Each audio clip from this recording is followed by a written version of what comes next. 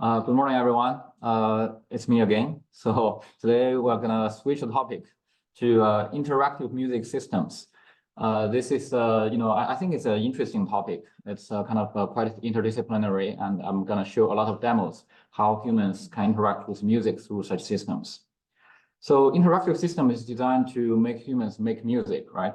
And throughout the history, actually, human beings have invented so many music making tools that started from various kind of acoustic instruments, all over the world, all over the cultures. And then in the last century, we also invented those electric instruments like the electric guitar. And also these kind of Yamaha DX7, this electronic keyboard, and other electronic devices. And we also have software, for example, music notation software to help musicians to compose music, and also digital audio workstations for music producers to produce music, do mastering, mixing, and so on. Now, nowadays, artificial intelligence is really coming, right? And it's getting musical as well. So musicians and music producers are thinking about introducing or using AI to help their work. And also ordinary people can enjoy the benefit of AI to make music, to this really lowered barrier for a lot of people to engage with music. And musicians has been using AI in their music production activities. This news says, published in 2017, it says it's the world's first AI composed music album. And all the songs were composed by AI, as they say. But actually, much earlier than this, back in the this I think is several decades ago, David Cope already used sort of AI at that era, right? It's not a neural network, but it's kind of a pattern, discovery and stitching together. So he has albums on, this is called musical intelligence experiments in musical intelligence, or EMI. He used the system to compose pieces similar to Bach in a style. And also, there was news on Beethoven's unfinished 10th symphony, right? It's completed by AI, by a collaborative team between human, musicians, AI researchers, and also artificial intelligence.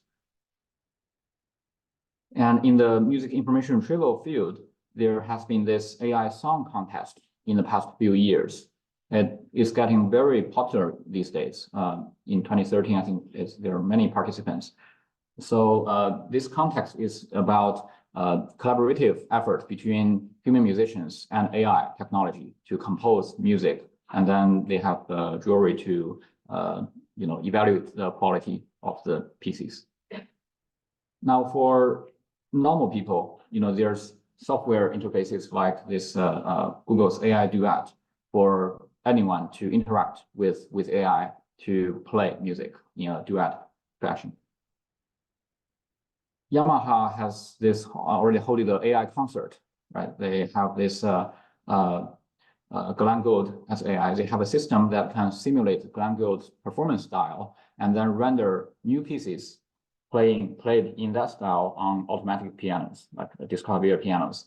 And then at the same time, they can have another human musician to play together with the Glenn Gould AI for duets. So there's interaction between the human and the AI on the stage in real time. The AI is able to follow the human's performance, and they have a lot of interaction on stage. So we can see that there are so many computer-assisted music making systems. Now, why is building such systems interesting, right? I think first of all, it's interdisciplinary. It's we have the music field, we have AI, we also have human-computer interaction. And it integrates research from multiple sub-areas of MIR. For example, we need music analysis techniques. We need to analyze the audio, the symbolic content of music pieces, and also visual performance of the musicians, so that the AI can understand the music humans creates and makes. And we need music generation algorithms so that AI can generate music content. We also need music audio visual gesture synthesis techniques so that AI can perform such music and humans can see and listen to and coordinate with AI. And it also involves a lot of interaction design and user studies, as in yesterday, Andrew's talk. So when we design such systems, we have to consider the interaction between humans and systems and the purpose of such interaction as well. So why are such systems useful, right? First of all, it supports music creation. It frees users from tedious work. When I talk to composers, they say that a lot of, so the key ideas they can come up with, once we have the key idea, then they need to spend quite a long time to really arrange the music and lay out the different sections and arrange the music idea. That takes a lot of time, and that's considered kind of tedious work. So they would like to have AI to help them do such tedious work, so they can focus on the key idea development. And this can lower the cost. If, for example, for amateur songwriters, right? You have an idea, you have a melody, but it's difficult to find another professional musician to arrange a song for you.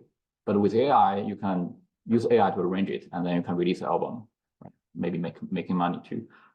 And this improves accessibility. People without formal music education now can compose music and make music.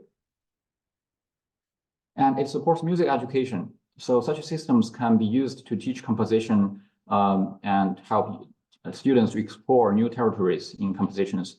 And it can teach arrangement, improvisation as well. If you have a system that can improvise music with you, then you can learn improvisation. Otherwise, you would have to find another human player to improvise, but that's quite not easy.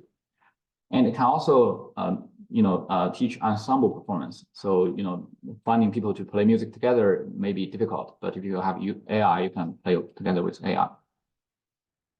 And it's also useful in music entertainment. It can generate novel content for users.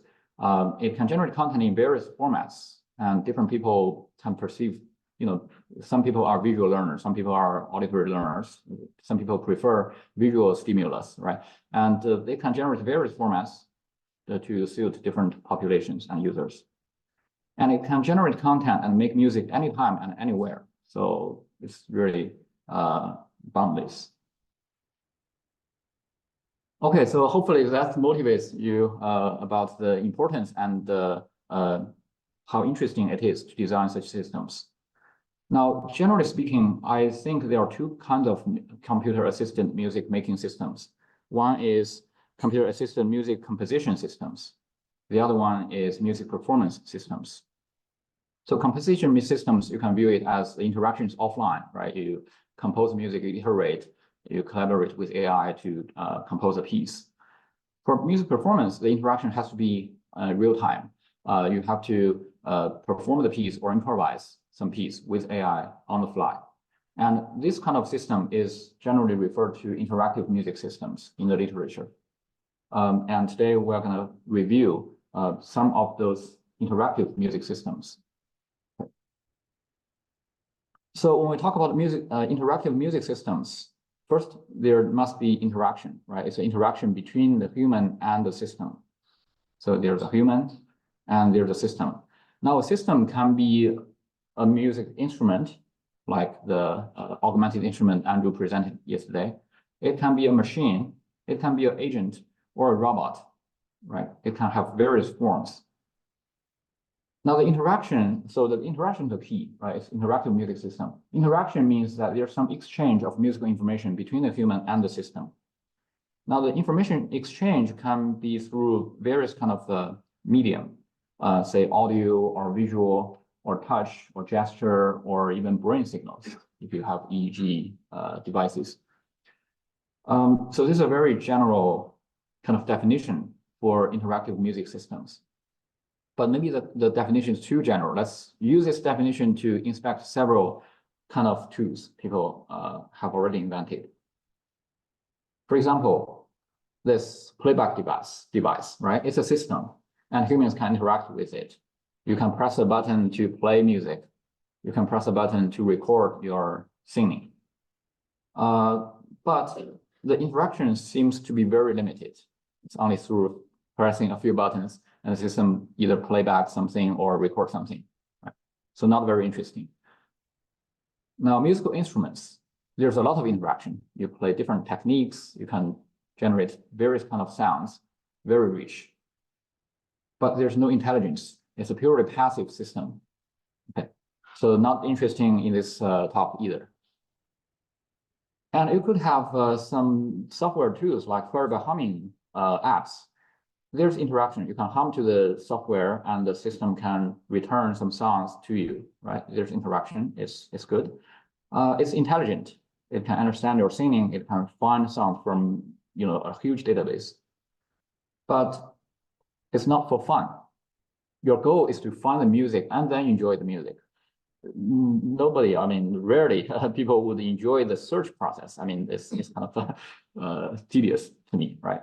Your goal is to quickly find the song you want to listen to. So this is not interesting for this talk either. We really want to focus on systems that provides a lot of interactivity with humans and has intelligence. It can understand what human plays and can render some new content intelligently. And also, we hope that this interaction is for fun. Okay. Actually, interaction should be the primary goal. And there's a very interesting paper written by Josh McDermott and several co-authors. And a statement they make is really interesting. They say that music interaction, okay, they use musical instrument as an example for music interaction. They say that one doesn't use an instrument to accomplish some ultimate goal.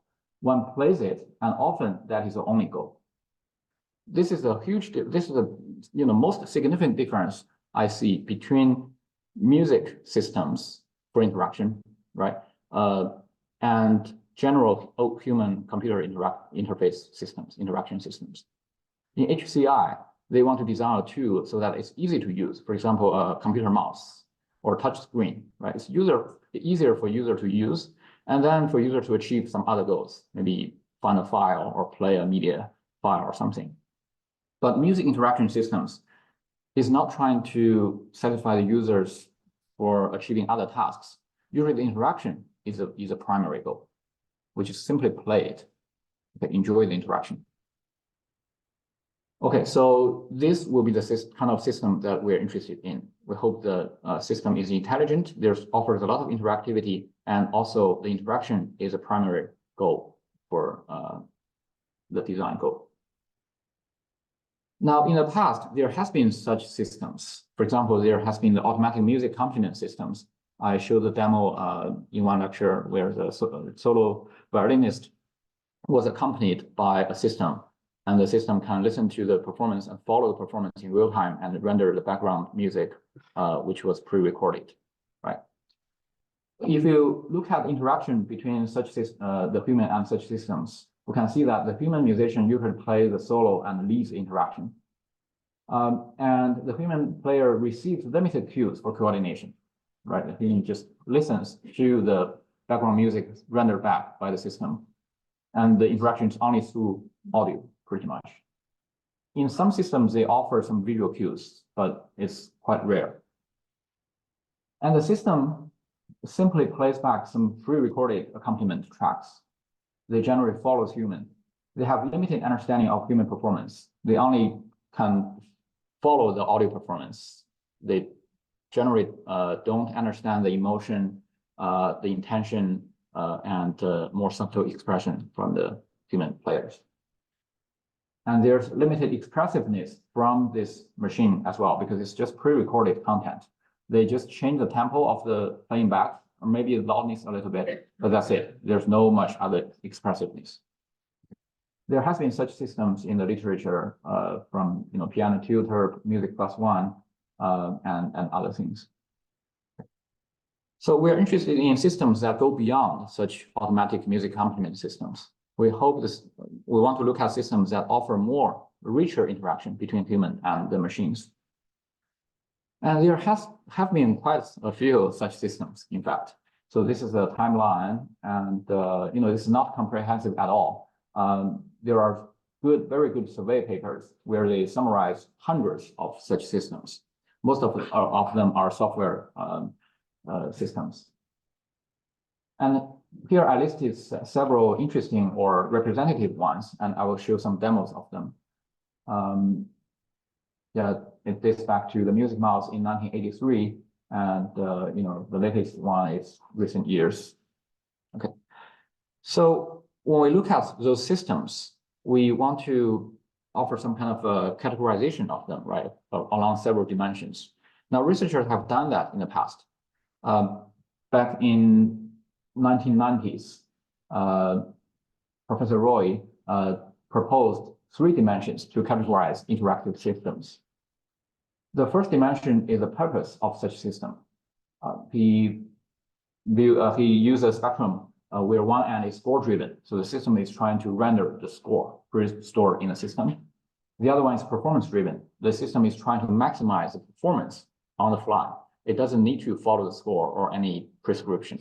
Now, most systems are in between somewhere, so it has some script to follow, but it can improvise according to the performance need. The second dimension is how the system responds to human input. And he thinks there are generally 3 ways. The first one is transformative. So the system receives information from the user and then makes some transformation, say, maybe transpose the melody to a different key or modulate, right? Or change the rhythm a little bit and then play it back. Okay. Another one is generative. So the system generates content from scratch and plays it back to the user. The third one is sequence. The system simply plays back some pre-recorded content, or sequence those content in a way and then play it back. The third dimension he talks about is the role of the system, whether it's just viewed as an instrument, a purely passive system, okay, or is a player almost equal to the user.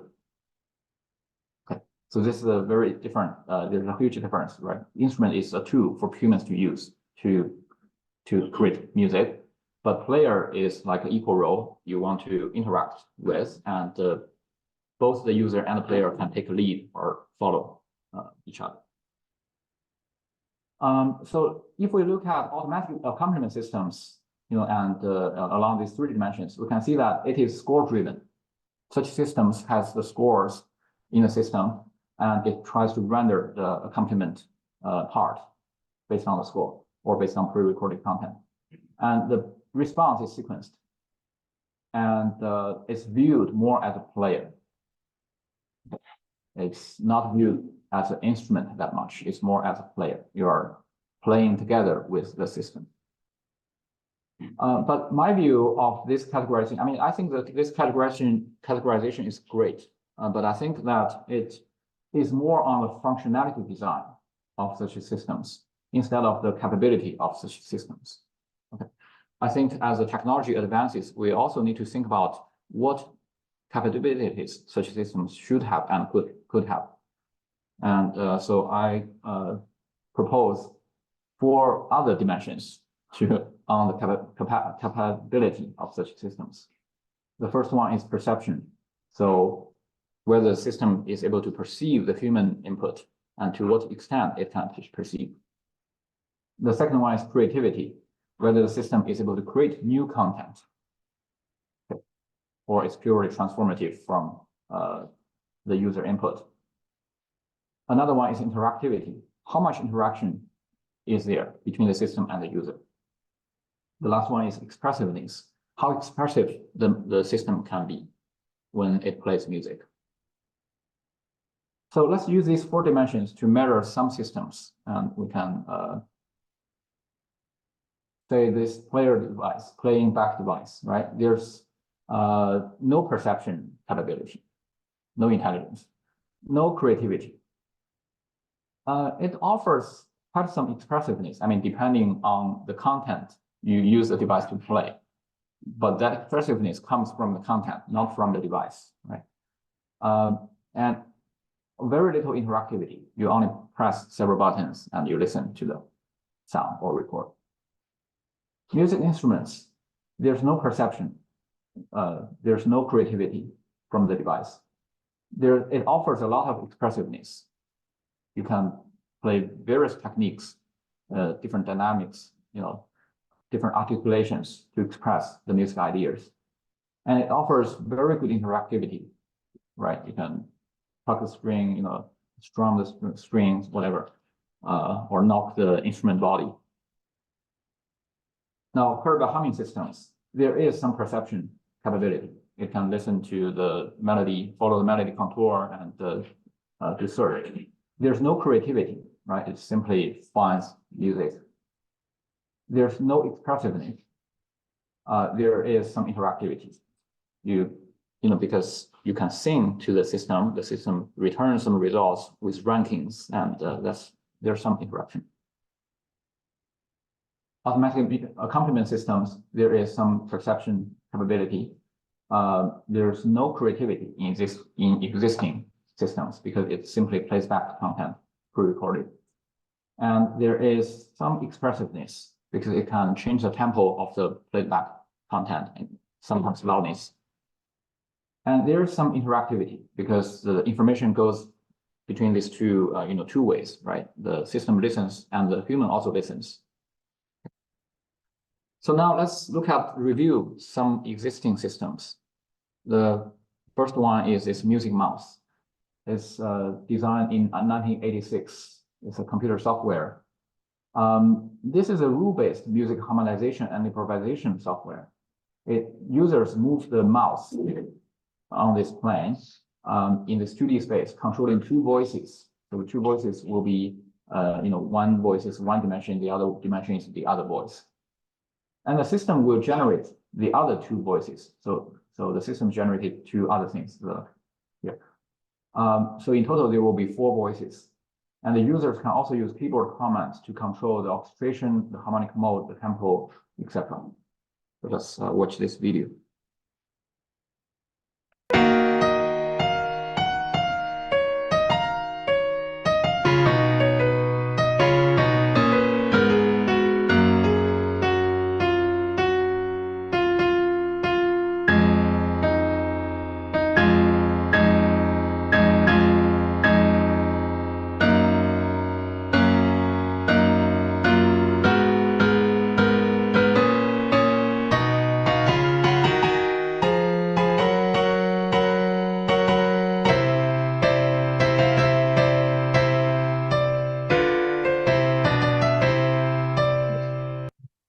Yes, sir. If the opposite sides are synchronized, Sorry, which one is synchronized? you said 4 independent. 4 voices. 4 voices. Yes. Here with these two, it's not synchronized, right? I mean, there is some kind of a keyboard. Yes, that's right. So these are keyboard. So the user just move the mouse, and the mouse has a coordinate on this plane, right? And it has 2 coordinates, X and Y. So X will be one voice. It corresponds to some key here. Y will correspond to another key. So that's 2 voices. 2 voices from the user. And then the system will generate 2 other voices.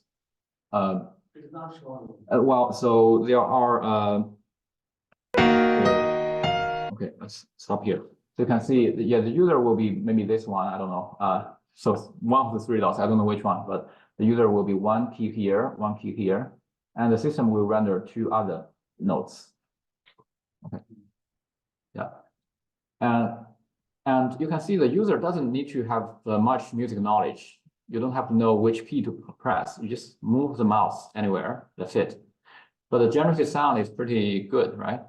So the system figures out, well, the user specify the key and the mode, and the system will figure out what notes are, follow the scale, and depending on where you are on screen, it will choose the correct notes from the scale. And the generated notes are also following the scale, and they also create a harmony. So it sounds pretty pleasing.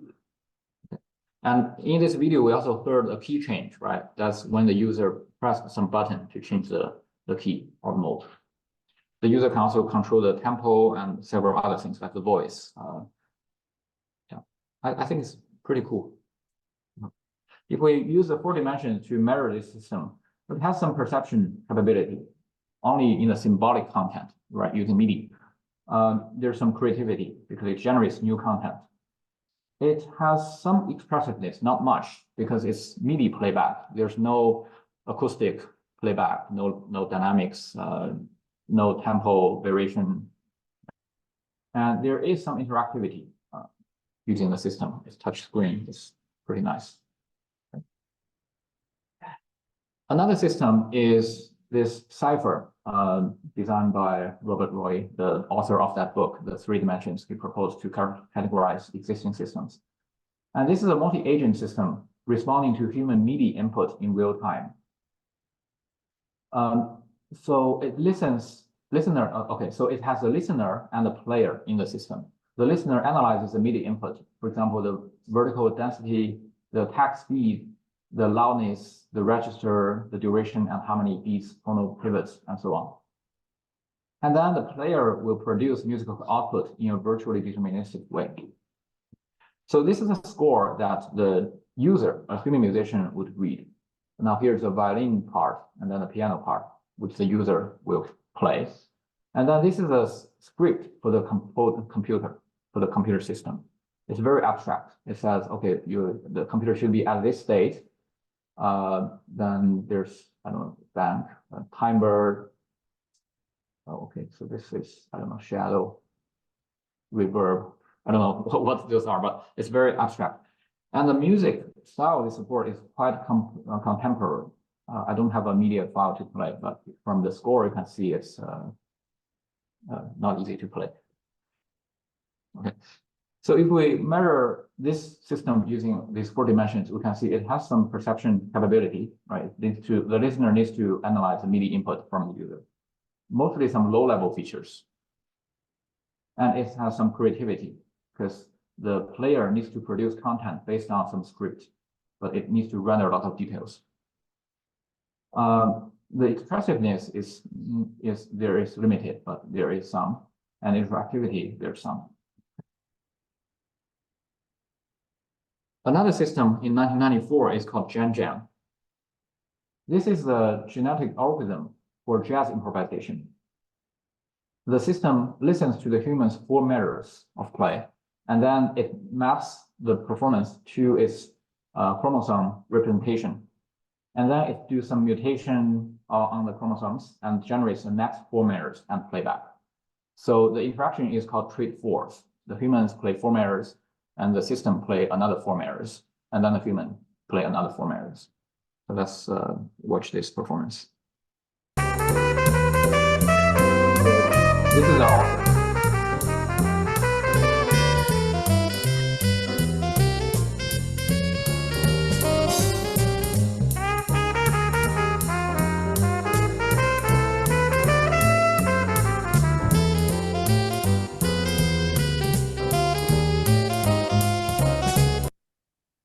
Okay, you got the idea, right? So he is playing the trumpet. By the way, the author is from Rochester Institute of Technology, also in Rochester, but another institution, RIT. And he just retired a few years ago. This is a very interesting system, I think, back in 1990s. Yeah, unfortunately, the program was written using very old language, and to demonstrate, he had to carry a very old computer to demonstrate. And yeah, there's no modern implementation of it. So this is very interesting. The computer does some transformation of the content that the human player plays and then playback, but the interaction is quite nice. Yeah, if we use the 4 dimensions to measure it, it has perception capability. Actually, it's audio input. There's a microphone attached to the output of the trumpet, and so they do the melody transcription and the performances on the rhythm. So it's easy to find the notes, right? The time quantization is straightforward, but it's audio input. And the creativity is pretty good.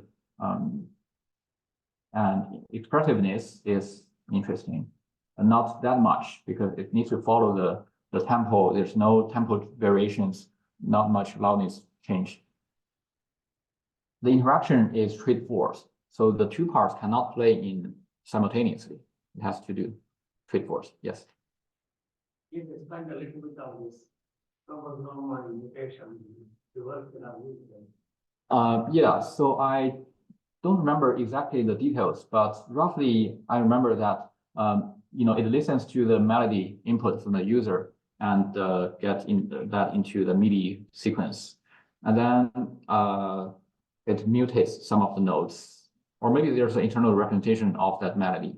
I can't remember the details, but there's some randomness, and you can control how much randomness you want to have, right? So it's very interesting. Okay, another system in yes. Is there a publication available? I believe so. Yes, I think yeah, I have a reference list in the end of this slide, so I think I have a reference there. Yeah. Okay. So the next system is called Voyager. It's another multi-agent system with stochastic selection of agent combinations. So the system listens to the MIDI or acoustic content from this player who is playing the trombone. And by the way, this is the author, George Lewis. And the system basically mainly focuses on the low-level features, like the tempo, the note spacing, the melodic interval width, the primary pitch material, the octave range, but it also pays attention to macrotonal transposition and the volume of the input. Then the system improvises on many musical aspects, like the timbre, the volume, the macrotonal transposition, the tempo, tactus, note probability distributions, pitch interval, and inter-onset time intervals. But the style of music is very contemporary, and let's watch the interaction. The system is playing a piano.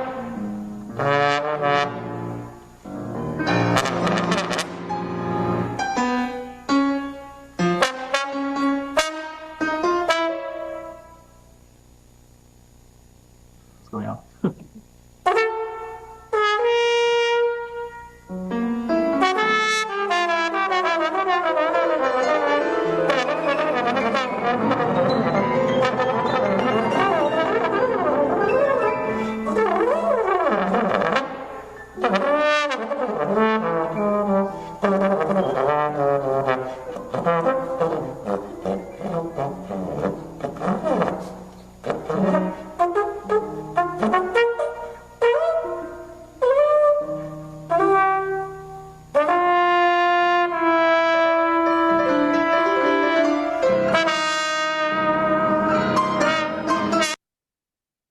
Okay, this is the style of the music, right? And there was a moment when both ends were waiting in the other part, and the human has to take the lead to get out of that silence. So that's quite interesting. And this system was actually very influential. So he performed at many concerts with this system. And you can see the interaction is real time, simultaneous between these two parts, and that's the beauty of the system.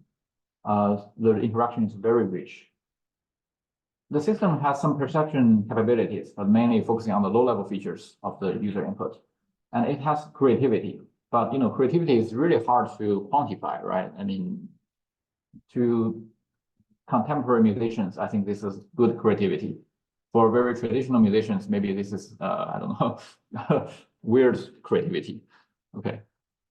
And expressiveness, it has that. So the tempo change, the rhythm change, and interaction is good. As I said, it's simultaneous playing between the two parties.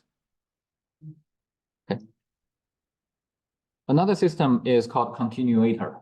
It's developed in 2002 by Francois Pachet from France. This system continues the music in the same style, and it models users' MIDI input with a so-called variable order Markov model, and it builds prefix trees. So that's a technique. It's Markov models, and it does random traversals in the trees, okay, and generate continuations of the content. Let's watch this.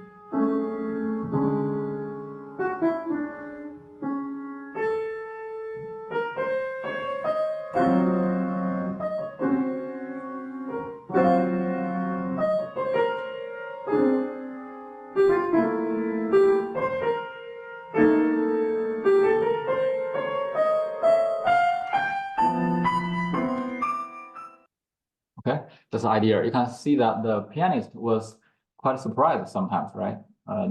I think he was impressed. And the continuation was very interesting. It changed the mode of the piece, but follows a similar kind of style. Okay, so if we look at the 4 dimensions, it has some perceptual capability, some creativity, and expressiveness. The interactivity is a little limited because it's it's called call and response mode. They cannot simultaneously play. Yes. Well, it generates some new, relatively new content, right? Some transformation, but there are some new things. You can also see the pianist was a little surprised when he listens to the new rendering. Yeah. So again, it's really hard to quantify how much creativity there is. There's a conference called Computational Creativity, and researchers are trying to answer such questions. But I think this is really subjective. It can be done in a thinking manner. Artist can play something longer. And something important somewhere in between. We early enough. The HMM should pick up that that made independent. Yes. And the artist. That's true. But it's related or not. Yeah, so the thing is, I think creativity and novelty are relatively different. So novelty means anything new is novel, but new things do not necessarily are not necessarily are good, right? I think to be creative, it needs to be new, but it also needs to be good. But how to evaluate whether it's good or not is really subjective. So, I said the artist should play himself longer. Let's say, kind of 2 minutes piece can take place. But whereas the input to the system is only 1 minute, and the rest of the 1 minute the system is playing. The same artist will say, "Wow, you did better than me," like a student. The mini input is when a student, the machine is the student. The teacher says, "Oh, wow." So the teacher himself should say, "This is great." Yeah, I think that could be a way to kind of evaluate to some extent. Teacher evaluation. Yes. But again, I mean, I think there are so many possibilities for the continuation. Even if you ask another human to continue your performance, it can be very different or kind of similar. So the range is really wide. Yes. Creative it was, and whether it is 10% more, it's just subjective. Something the teacher feels that the student has to come into the structure. Yeah. Okay. Yeah, I think yes. But actually, in this example, he's already played 1 line. I know, and the second line is you can imagine playing something. Suggesting a metaphor. But this is exactly what we can see there. That he's already, surprised. And the creativity measure is put by I see. Yeah, he was asking the pianist to answer a survey, This is my own opinion. This is my opinion, not so I think, Professor TVS suggestions to ask the player to do a survey about how creative the system he thinks. I think that's a good point. Only the users of the system or players in this interaction has the more saying or is in a better position to evaluate such systems. Yeah. So the two things. Yes. Actually, later I'll show our study, and we did exactly that. Okay. So the next system I want to show is in 2006 called OMAX OFAN. The system improvises based on what the user just played. It models the note sequences with this technique called vector oracle. It's a finite state automaton for efficient string matching. And it samples subsequences to playback. subsequences of the input to playback. And it supports MIDI and audio input and the multiplayer system setting.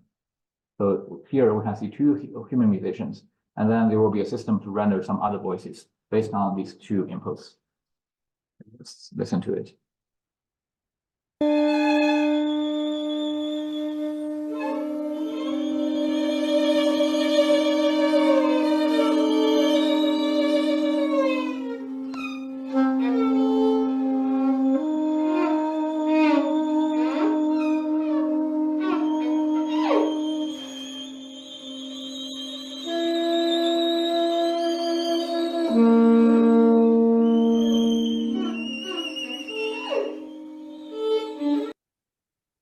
Okay, so again, a contemporary style. The system transformed or took some subsequences from the previous input and rendered it back. Yeah, it's really hard to comment, but I tried. I think there's some perception capability to analyze the audio input. There is some creativity I would rate. I mean, I can't say it's not creative or super creative. There's some expressiveness, and the interaction I think is good because it supports simultaneous playing. Which one? 0. I don't want to offend anyone. This is so subjective. Yeah. Okay, so this system is called Shima, invented in 2006. It's a robotic marimba player for interactive improvisation. This system has a physical embodiment, and you will see it's quite interesting. And this physical embodiment greatly helps the audience to enjoy the performance. I think that's the biggest advantage of the system. And it utilizes beat tracking and chord matching to adapt to humans' tempo variation. It improvises, around the content here. Okay, let's watch the video.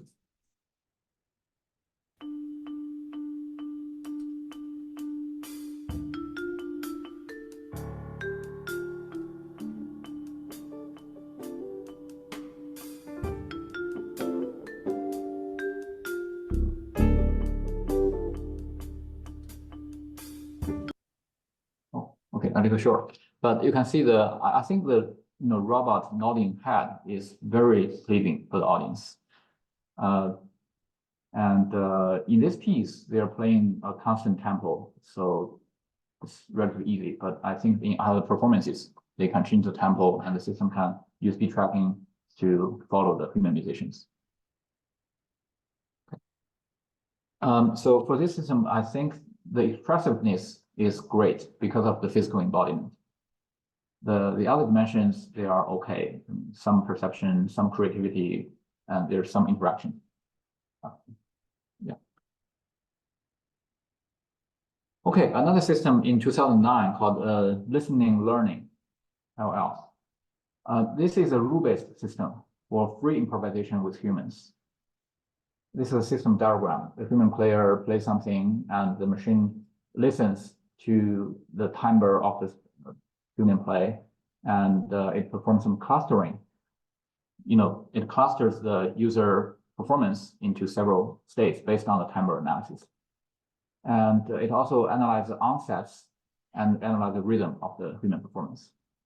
Then there's a bunch of agents, 10 response agents.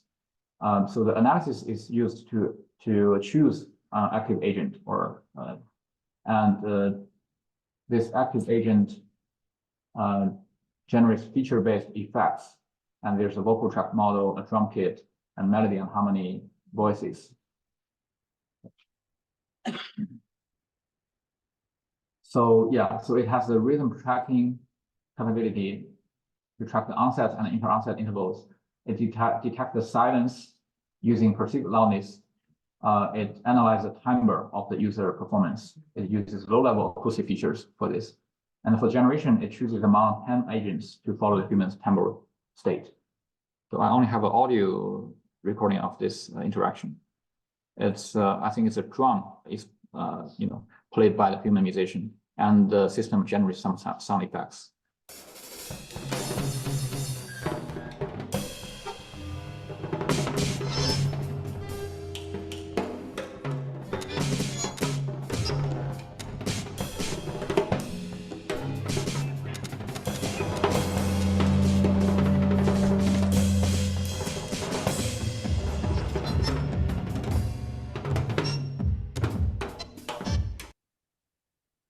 you'll hear some sound effects like electronic sounds.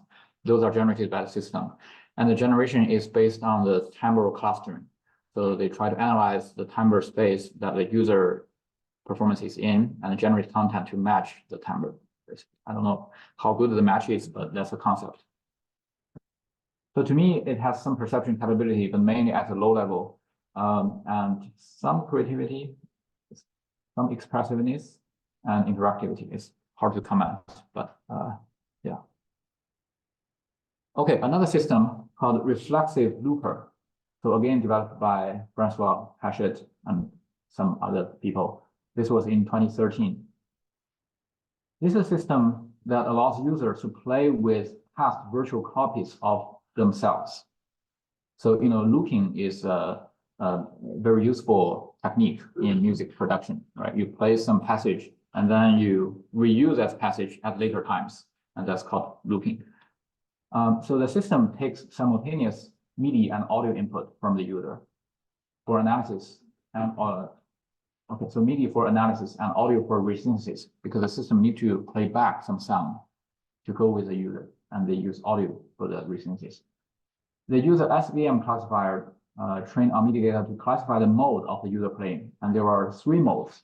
The user, so bass, when a user is playing the bass part, or chorus, or melody. So the system knows which kind of mode the user was playing, and then later the system can choose a mode to render. And then it resynthesizes the other modes using past input audio. So let's watch this performance.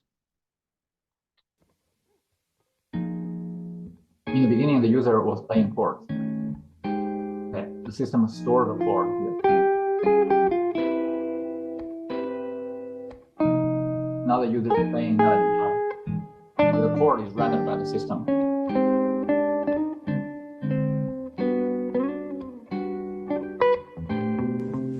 Now the user is playing bass. And system store the bass. Now the user is playing melody, but the chord and bass are rendered by the system.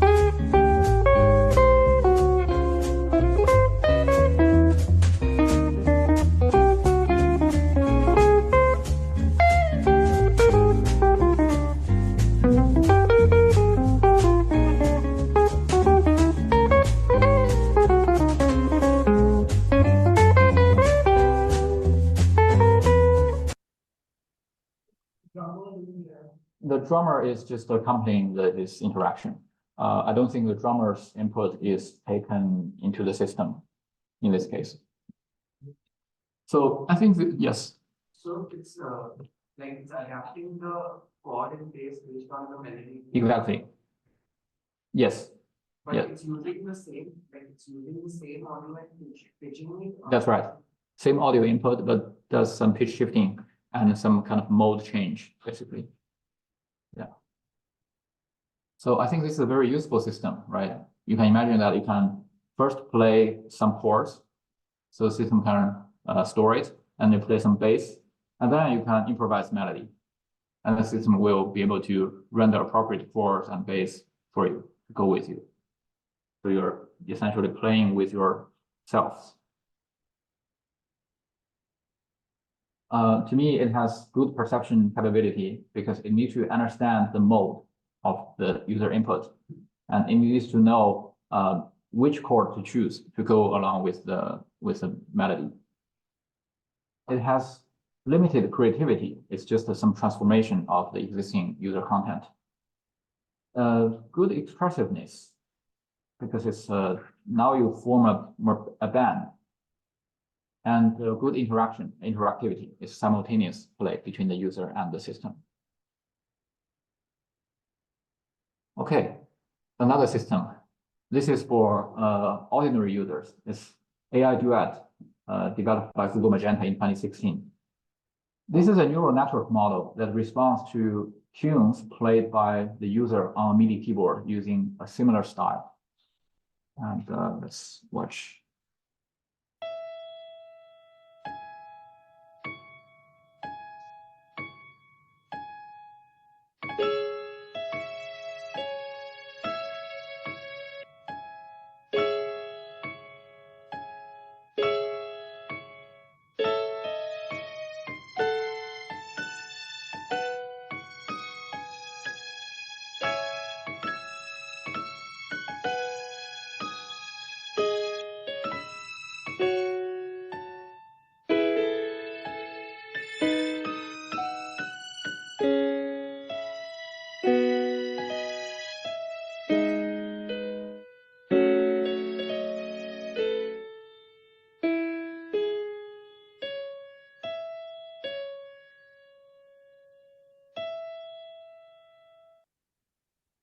Okay.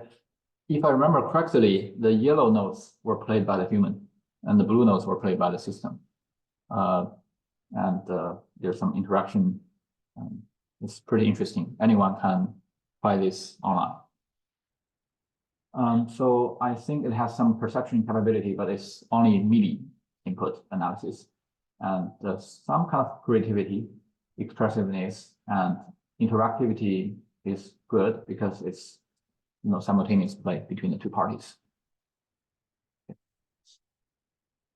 Google has another system called Piano Genie. This is the system that allows users to improvise piano music on an 8-button controller. So the user only needs to press these 8 buttons. And it uses an autoencoder to map note sequences in the 88-dimensional space to sequences in the 8-dimensional space. Okay, so whatever user press on these 8 buttons will be mapped to notes along the 88 keys. And this system is trained on 1,400 piano performances by skilled pianists. So it is able to render pretty skillful piano performances from user inputs. Let's watch this.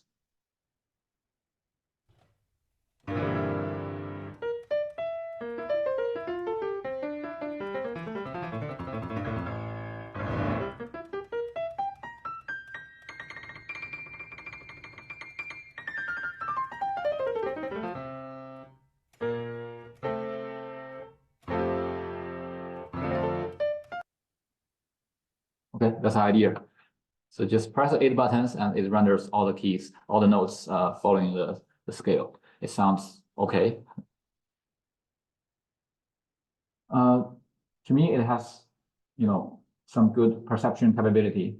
And it knows how to map the 8 buttons to the 88 keys. Pretty good creativity because the user input is not musical, right? But what is generated sounds musical. Limited expressiveness. It just follows the human's input and there's no other expression played back from the piano. And interactivity is good. It's like a game console. You play this game. Yes? From the user, that's right. Notes. Yes. Yes. That's right. Apart from like the time, once they were there, whenever they were going down, the piano, like music was also going towards the bass, and whenever they were going on. Yes. So clearly, like there's an access mapping. Yes. From hiding. Mm-hmm. Are there any other like mappings which are intuitive for the human to understand? For example, I could see that multiple notes were mapped to multiple note chords and single notes were mapped to melody. Yes. And like, does the color mean anything, or is there anything which humans can learn, like how to, like any representation which they can learn in the same space to more intentionally navigate these spaces? Yes, that's a great question. I don't think they provide such a human interpretable interface or design in this case. They simply train the autoencoder to map between 88-dimensional space to 8-dimensional space. And then they put these 8 dimensions along this 8 keys. That's it. The intentionality kind of reduces to finding whether it's a chord or melody or whether you're going bass and high. That's basically what the human has control over. Yes, that's right. Yes.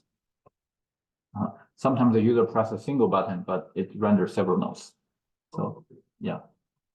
But generally this dimension, right? The 8 dimensions of the 80 space is ordered somehow corresponding to the low pitch and high pitch, this pitch dimension. Yeah. But it's not deterministic. Everything is probabilistic. Okay, so last system from my lab is called Bach Duet. And this is a neural network system that allows humans to play duet improvisation in the style of Western counterpoint. And this system is trained on outer voices of 370 plus Bach chorales. It's we're trying to create relatively equal roles between the human and the AI. And right now it only supports MIDI input, and with a fixed tempo, the user can choose a tempo before the interaction, but once it's chosen, it's fixed. And let's watch this video, and I will have several other slides to explain the technical details of this system. This is my student, Danny Pavlos.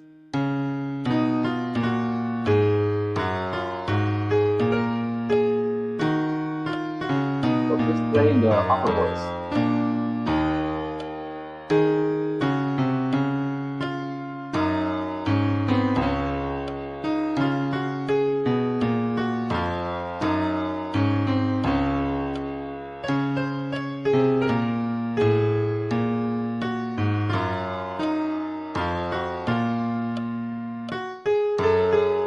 Here are key changes.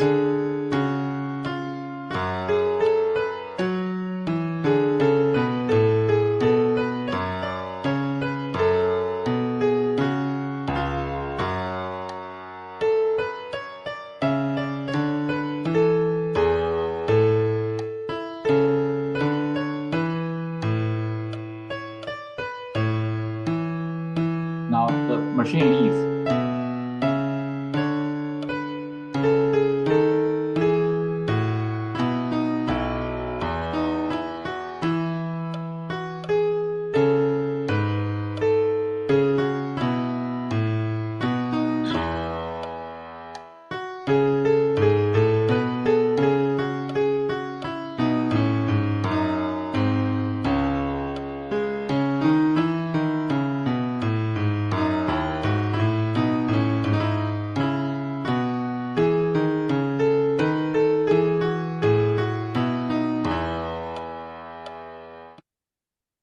Okay, that's the idea.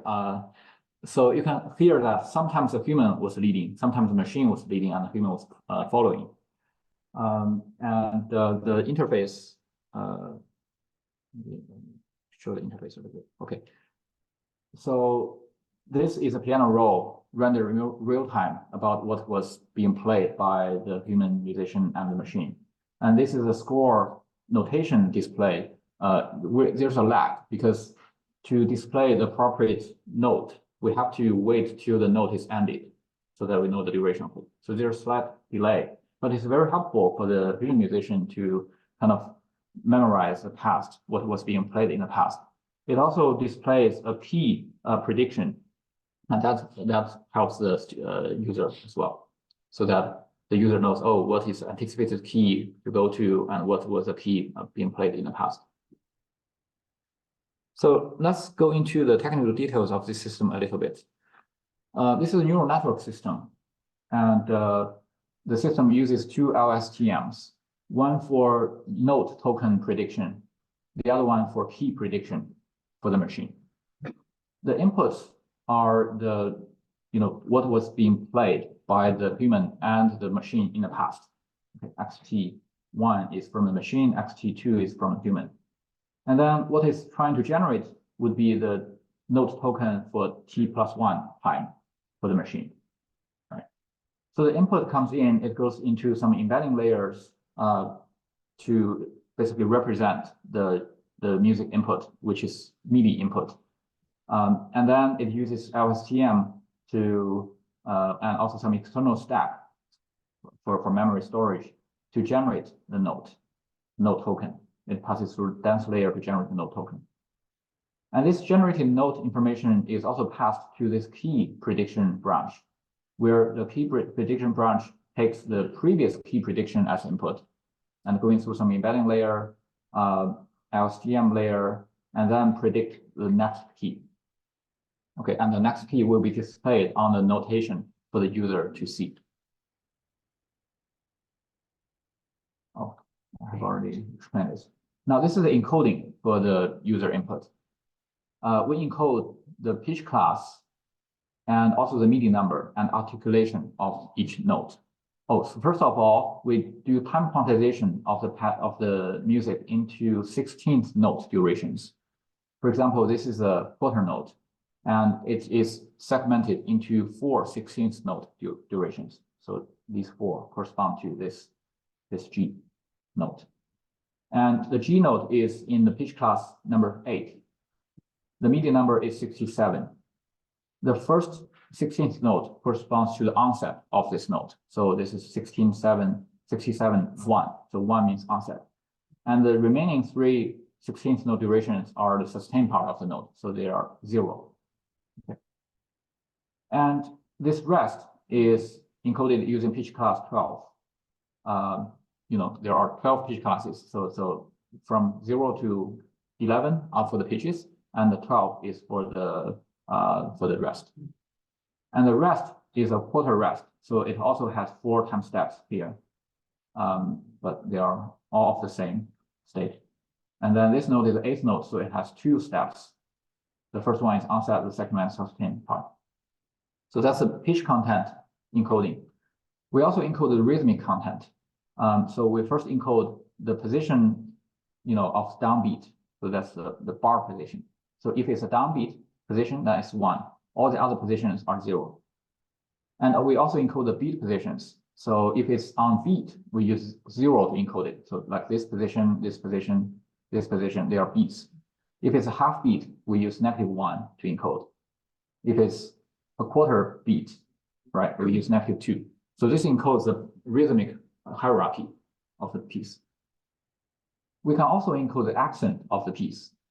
In this case, accent follows the classical music accent. So it's strong on the first beat, then less strong on the third beat, so -1, and even less strong on the second beat, so -2, and the fourth beat. Okay,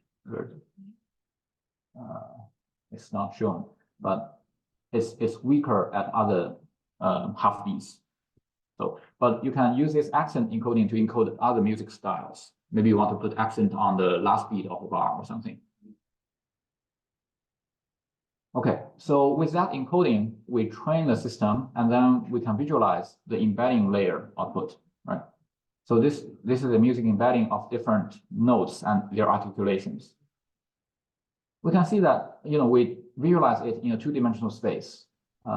We can see, first of all, it's separated into two halves, where the separation line is actually about the rest. So all rests will be mapped to this line, or actually this point. Rest tokens. Now, on the upper half, they are all sustained note tokens. You can see they all end with 0. And the lower half are all onset tokens. They're all end with 1s. And then if you look at these green circles, they are the same pitch class notes, but at different octaves. For example, this is E flat at different octaves. These are A at different octaves. And if you look at the this blue dashed circle, the ellipse, they are fifth relations, perfect fifths. So between A and E, G and B, they're close to each other. And also, if you follow these purple lines, you can see the MIDI ordering. For example, here, it goes from E, E1, F1, F sharp 1, G, G sharp, and so on. And then it goes to another octave of the pitch order, then another octave. So this visualization shows that embedding space is quite musically meaningful. Right? Yes? Which string? Oh, how was it trained? It's trained together with the whole system. So it's trained on Bach chorale's outer parts, the soprano and the bass, these two parts. The system basically is trained using maximum likelihood prediction. So given the past input, the system tries to predict the next token to be generated by the machine. And in the training data, we know exactly what is going to be played by the machine part. And then we do maximum likelihood training. Well, it's a high dimensional embedding, but it's visualized in 2 dimensions for us to see. I forgot the exact dimension, but yeah. Okay. So yeah, this is more details about model training. We use a soprano bass parts of the Bach chorales, about 370 pieces. And we augment the pieces with 12 transpositions to all different keys, totaling 8,760 duets. And we also did some data perturbation to improve the system robustness to human mistakes, because in real-time practice interaction, humans may make mistakes. Humans may hit the wrong key, say usually adjacent key is hit, or humans may be a little late when he or she hits the key, or a little early, or maybe miss some notes. So those mistakes need to be accommodated by the system. So we perturb, this is the original score, and this is a perturbed score. The red notes are the perturbation. Like here, the duration is changed. Here, the pitch is changed by 1 semitone. And some notes are deleted, right? And so on. So after training the model, and we did some subjective tests, 2 kinds of tests. One is with the user of the system. We hired 13 musicians from the ISMIR School of Music, at our university. They are musically trained participants. They have above average keyboard skills. I mean, they are having very good skills. And they have improvisation skills as well. This is important because it's an improvisation task. And they play with a Bach duet system, and we call this the human-machine improvisation task. But they also played with another human from this group, and we call that the human-human task. And we are going to compare these 2 interactions later. And after their interaction, they answered the questionnaire about their experience. The questionnaire asked about, how do you think about the interaction? How much do you think the roles between the human and the machine is equal? Things like that. And we did another subjective test. It's a listening test from another group. These people are not part of these people. They're separate. So here are 48 musically trained participants. They listened to random selections of duets from group 1's interaction, from both the human-human and human-machine interactions. And then they tried to predict which duets were from human-human interaction and which were from human-machine interaction. So it's a Turing test. Okay. And they also rated the quality of duets on a scale from 1 to 5 for every interaction they listened to. So let's look at the results. For group 1, they said that they liked the user interface. They thought it's intuitive and the visualization is quite accurate. And they found that Bach duet system's output is consistent with the chorale style, which is good. And they found that the machine and humans have relatively equal roles in the improvisation. This is great because this is our primary design goal. We try to design a system where humans and AI have relatively equal roles, which is very different from automatic complement systems. And most users think Bach duet can improve their improvisation skills. This is another good point. One of our motivations for this system, because when we talk to Western classical music musicians and professors at ISMIR, they say that improvisation is not something they typically train for classical musicians nowadays. But if you look at several hundred years ago in Western music, say composers like Bach and Chopin, they compose their pieces during improvisation, and then they come back to organize those pieces, and then that become composition. So improvisation was really important in those times of Western music, but nowadays they're not so popular in classical musicians. They are popular in jazz musicians, but classical no. So the professor at ISMIR, they wanted to train musicians, classically trained musicians, to improve their improvisation skill, but it's very hard, right? They can only do that during class time.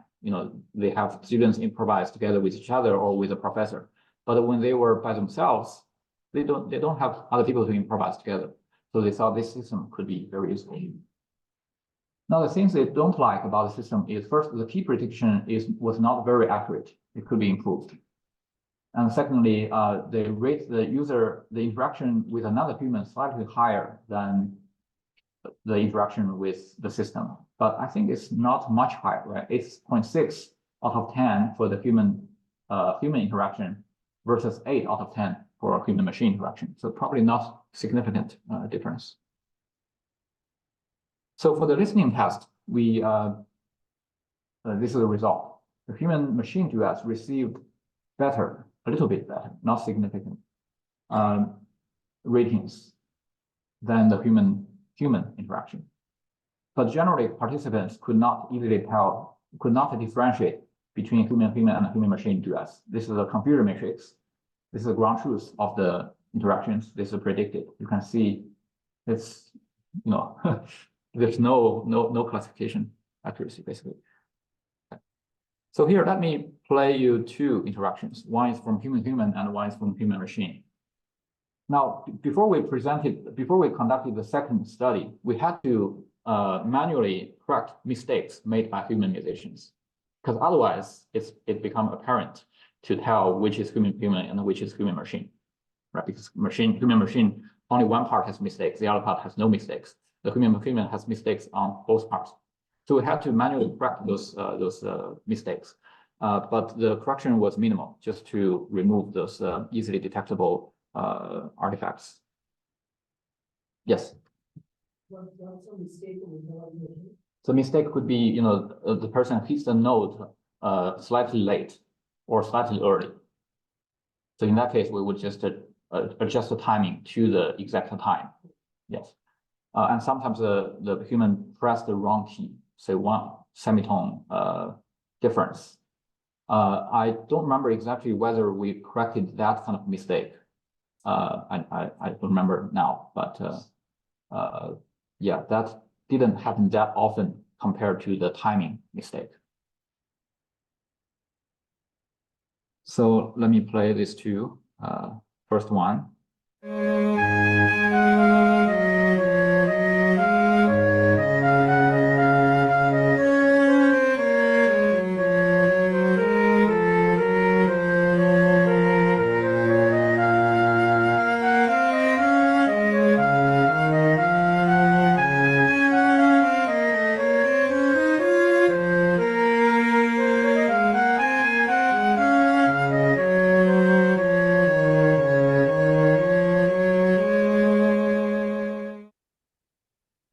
Okay, the two parts were rendered with different timer for us to easily, pay attention to different parts. Let's listen to the second one.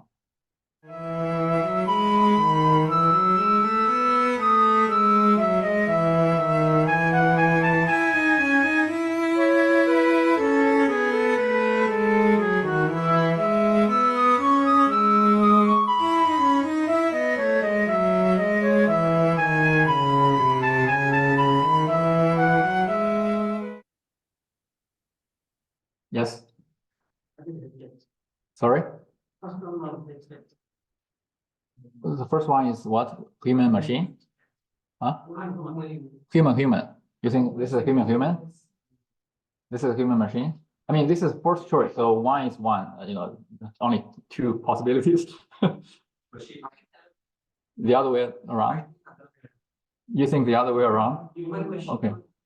Okay, let's see. How many people think this is human? Raise your hand. Okay, about 3 people. Okay. How many people think this is human? Oh, okay. More people think this is human. Okay, can you provide your justification for your choice, Professor? It's great. It's more like the same goals and so both of them are different. Okay, but you like this a little better, and you think human can do that a little better than human machine. Yeah, I still have a bias that humans can do that. Okay, that's reasonable. And is there any tempo change we would? No tempo change at all. So with fixed tempo, they just follow the time grid. Yes, the same meter throughout the interaction.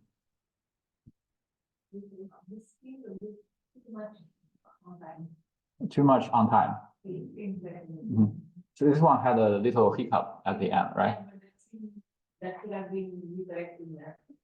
Yeah, but remember, human and human machine, they both contain a human part. So maybe that hiccup was that human's part. Maybe it up from a human redirected. Okay. Yeah, but it sounded a bit perfect. It sounded too perfect, you think? Okay. Okay, any other comments? The tempo, like off tempo, it went off tempo. That is why, like, This one, right? Yeah. Yeah, there was a moment when they kind of went off tempo. Yeah. Okay. Let's review the results. Yeah, human machine, human. So yeah, Professor TVS, you agreed with our group 2, right? Group 2 rated human machine slightly better than human actually. So on this task, human machine is more preferred by the general group. The problem is in the piccolo. The piccolo in the second. The piccolo in the second one, you think it's what's the problem? You don't like the content? Okay. Oh, okay, sure. Let's play them again. The first one.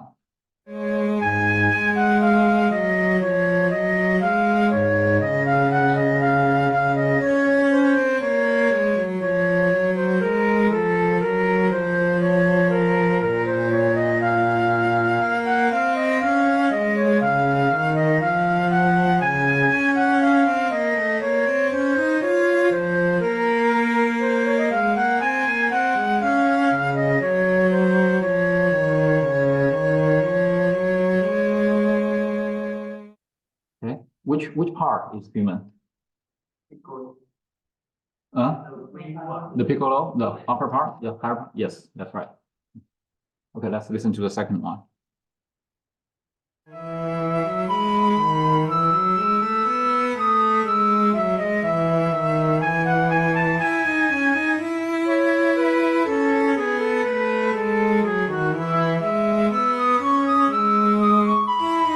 Yeah, there's a hiccup.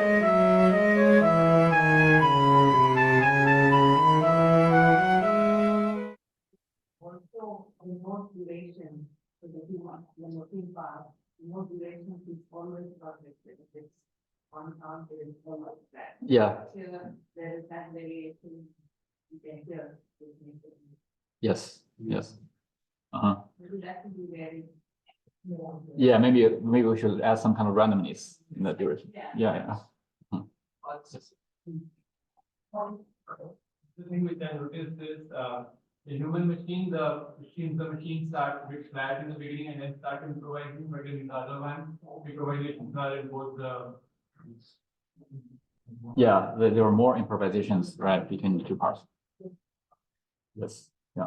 Also, another thing was it's had a lot of copied faces. Like the person was exchanging the face with the This one. the human. Oh, human. Like, Okay. Let's say Hmm. the ascending phrase was copied and then copied again and then copied again. Okay. I don't think that's something that's very like and the counterpoint and everything. Everyone's just ascending together so that can create like those issues with the perfect stuff. Oh, you mean parallel fifths in the Yeah. interaction? Yeah. Okay. That was also something which I don't associate with like Bach. That's not Bach. Hmm. So that. Okay, I see. Good. Yeah. Sorry? Yes, in real time. Yeah. Improvisation, free improvisation. You mentioned tempo is constrained in this. Tempo is constrained. Yes. What happens if we don't play it? How does the evaluation? The response will be very strange, but you can play with the system yourself. It's buckduet.com. You can play on keyboard, on computer keyboard, on touch screen, whatever. Yeah, you can become quite addictive to it. Okay, so yeah, brief summary of this system. It's a duet counterpoint improvisations. We found that it is feasible, okay, but it's not so easy for humans, musicians who didn't receive any improvisation training. It's not easy. And users find Prof Duet is a good partner for duet improvisation practices. And listeners cannot distinguish between human and human machine duets. The limitations, first, it follows a fixed tempo, and it's trained on limited data, only one style of music, and also only MIDI is supported so far. And there's no visual interaction. But in interaction, improvisation, visual interaction can be very important, when I should come in, when those kind of things. Yeah, this is a web version. You can try it. Okay, let's come back to I may need another like 5 to 10 minutes to summarize and talk about future directions I'm thinking about. Yeah. So again, this is the timeline of the brief summary. And do we see any trend from this? Well, there's some trend I try to summarize, but it's just my personal opinion. I think over the past decades, perception capabilities were improved quite much due to the audio analysis techniques and also music language modeling techniques. So now the music generation algorithms can do pretty well for certain styles of music. And audio analysis like transcription and alignment, those things are greatly improved in the past decades. Creativity was improved due to machine learning-based music generation techniques because machine learning models are trained on massive amount of data. They can generate something new to the user. It might not be new to the training corpus, right? It might be copying some segments from the training corpus, but it is new for the user. So to the user, there is more creativity. And expressiveness, a few systems started to leverage physical embodiment and visual rendering techniques to improve the expressiveness, which I think, these things are very important. So when we design next generation interactive systems, we should design it to be a multimodal system. Purely based on audio or listening is not that expressive. And interactivity did not seem to be improved much, but different ways of interaction were attempted. For example, simultaneous play is attempted, and different interaction modes were tried. Okay. So what's our end goal, right? We look at human musicians in a jazz combo, or maybe in an Indian traditional music ensemble, right? They are playing improvisation. And those human musicians, they have very good perception skills, very good creativity, expressiveness, and interactivity. But how do we design machines to achieve those capabilities? I think we really need to focus on 3 areas: perception skills, on audio perception, transcription, source separation, score following techniques. On visual perception, the machine needs to understand the gesture, the movement of the human musicians, maybe fingering analysis, and then emotion and intention estimation. Now on performance, the system needs to be able to render audio expressively and naturally. And also we need some visual rendering techniques or physical embodiment techniques for the human musicians to coordinate with. And on theory and composition, the machine needs to improve on music language modeling, which can support both perception and performance. And also music generation, because in improvisation settings, the machine needs to generate new content on the fly. And if we integrate all the skills together, we can achieve real-time improvisation between the human and the machine.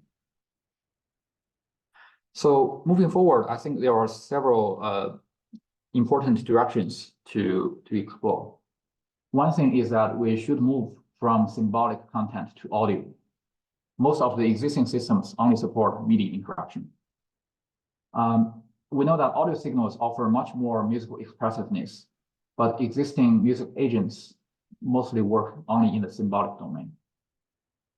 And agents that work in audio domain, for example, Voyager and LL, they only analyze low-level features, or they only analyze monophonic audio like GenJam. GenJam analyzes the chords and the sequence a little better and the O-maximal font, but they only attend to monophonic sources. So we should use IMIR analysis techniques to improve, to support better audio signal analysis. And for audio inputs, we also need more robust music analysis algorithms, because audio compared to MIDI, the time is not quantized, the pitch is not quantized. The machine needs to quantize those inputs into discrete representations, and it needs to be more robust to variations in audio signals. For example, we need real-time beat tracking and rhythm analysis techniques for audio. And because the tempo may vary, right, from audio input. And we also need fine-grained polyphonic pitch tracking techniques to analyze the pitch fluctuations like vibrato or pitch gliding, which are very important in a lot of music styles. And we need robust score following techniques, which are robust to performance mistakes. Okay, the battery is low. Try to wrap up soon. And improvisation and structural changes. We also need expressive audio synthesis techniques and coordinating it with human performance on timing, dynamics, and timbre. Okay.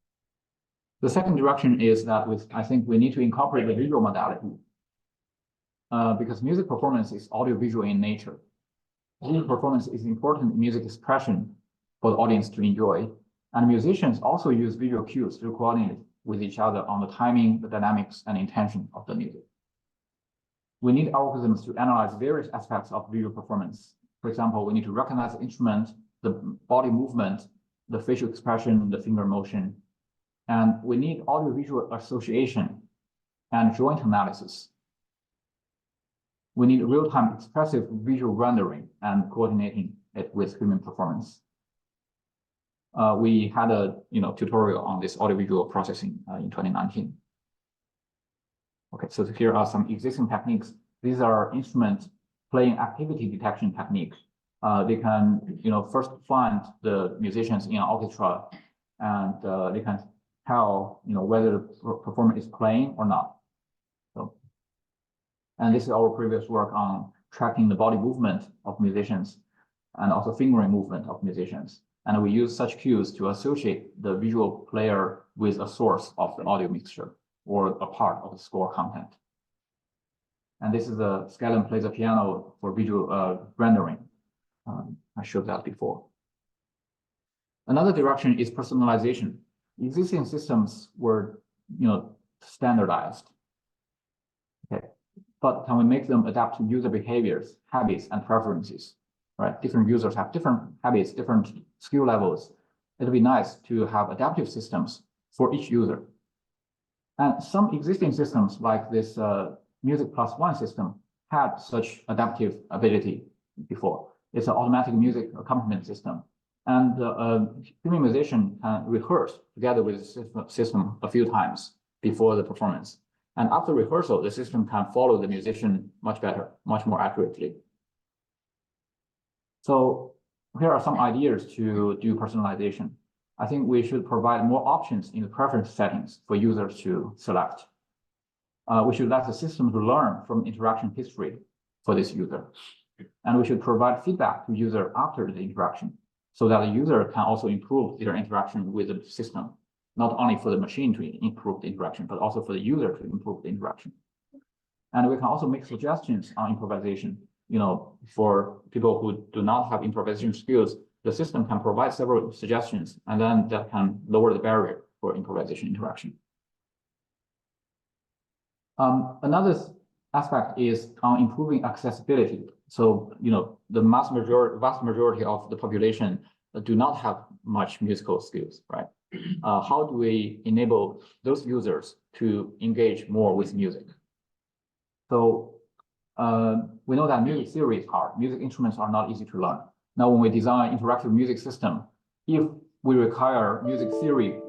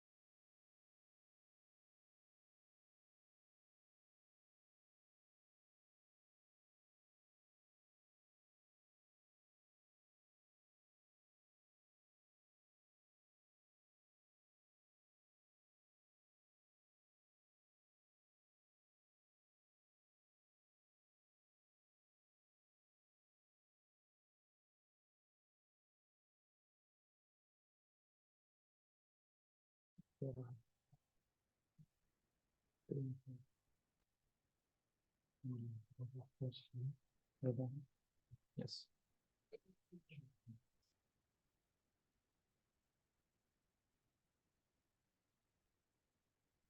Okay. Oh, that's sorry about that. I thought I can finish before the battery dies. Okay. So many existing PAM systems or interactive music systems seems to be even harder to interact with because they require music background and also software literacy, right? Not only music literacy, but actually software literacy. How can we lower the barrier to entry? I think we can use music AI to augment users' capabilities. Here I show you one example that we have been working on. It's called draw and listen system. We know that even for humans who did not receive any musical training, they actually understand the general concept of pitch highness and lowness, and also fast, slow, these concepts. So our idea is to allow users to draw curves for the pitch and some additional curves to show the note density. And then the users can achieve this music in painting task, which is a kind of a music composition task. Say, given the previous bar and next bar, we want to generate a bar in the middle to go along with the context and following the general pitch contour and the note density contour that the user inputs. So this is the system. And another direction we think is important is that we need to bridge music AI research and music production practices. Because nowadays, every week, right, there is some music AI models released somewhere from the world. But most of the models only stayed in the labs. They were only trained and tested in lab settings. They were never tested in real, production environments by musicians or music producers. On the other hand, musicians and music producers, they use DAWs, digital audio workstations, in their work. But those DAWs have very limited AI functionalities because those DAWs are closed software. They only update their software every half a year or every year. They have a closed development team to develop AI models. So we thought it's important to bridge those two worlds together. And we're working on this open source. We are working on this open source framework to connect these two worlds. Okay, and this tool will allow researchers to deploy AI models, various kind of AI models like source separation, music generation, transcription, enhancement, or voice conversion, to various kind of digital audio workstation through this open source framework and protocol. And then in the future, this protocol, this system will also allow users to upload their music products and their feedback back to the system so that researchers can enjoy the data and use the data to improve their system. And another direction is develop systems for education. For example, this buck duet is maybe useful for improvisation education. And there has been some work in the past.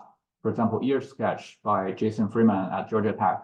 It's a system to help students learn Python and JavaScript programming through manipulating loops, composing beats, and remixing sounds. And a similar idea called TunePad was developed by Michael Bourne at Northwestern. It's also teaches students programming using music production activities. Another important direction, I think, is to diversify music styles. We can see that in the past, interactive music systems and general computer-assisted music making systems focus on Western music styles. We need to diversify the music that we support. But one challenge for diversifying the styles is the lack of training data. For Western music, there are lots of scores, there are lots of recordings that we can use to train such systems. But for other music styles, we do not have such, data.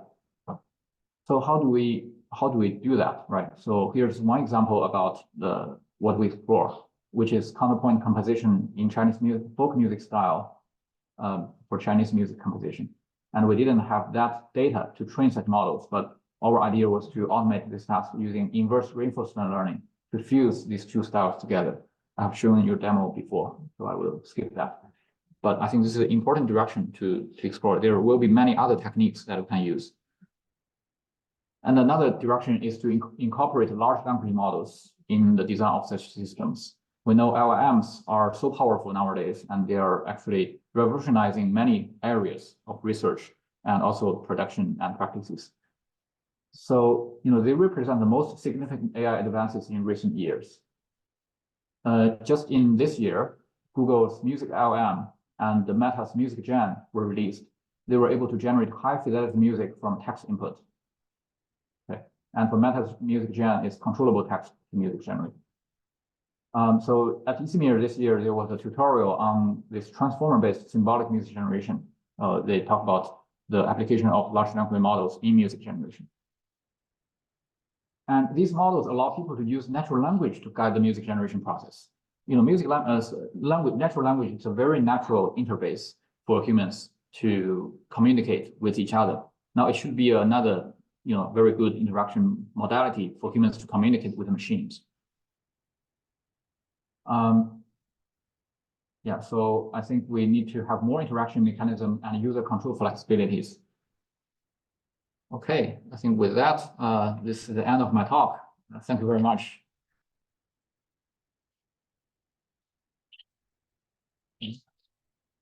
I don't know if I have time for a couple of questions, but I'm happy to discuss offline as well. Have you tried machine-machine improvisation with PowerPoint? That's a good idea. We haven't tried that yet. Yeah. I think that, yeah, we probably should try it.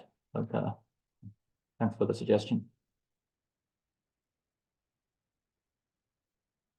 Yes.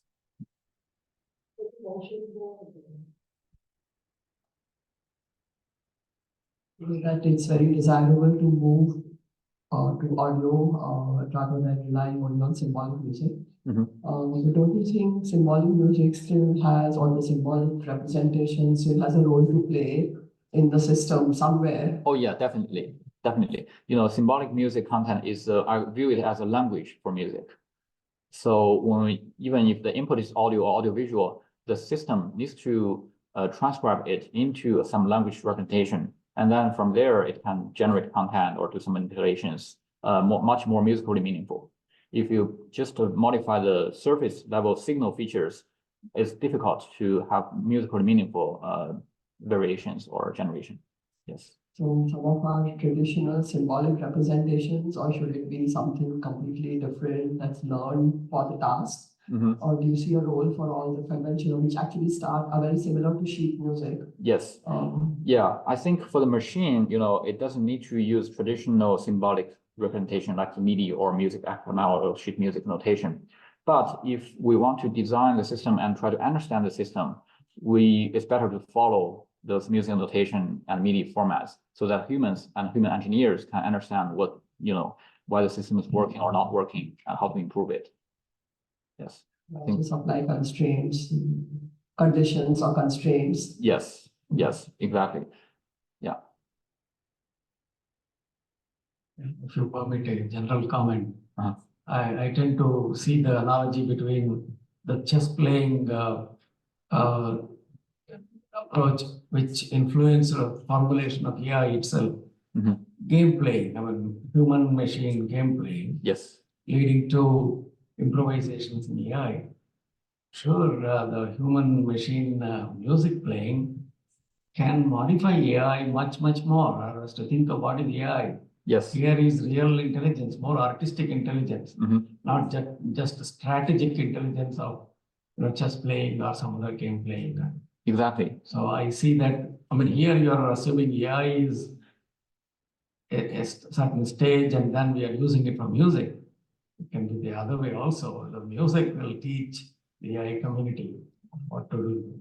Yes, yes. I think music context is a perfect playground or context for this kind of interaction. Because when we talk about games like chess and Go games, they are competitive games. They are adversarial games, right? You're competing against your partners. But for music interaction, it's more about collaboration, which is really good and provides unique opportunities for humans to learn how to not only interact with the AI, but maybe humans can improve their own collaborative, collaboration among humans. Yes, yes. Thank you. Thank you.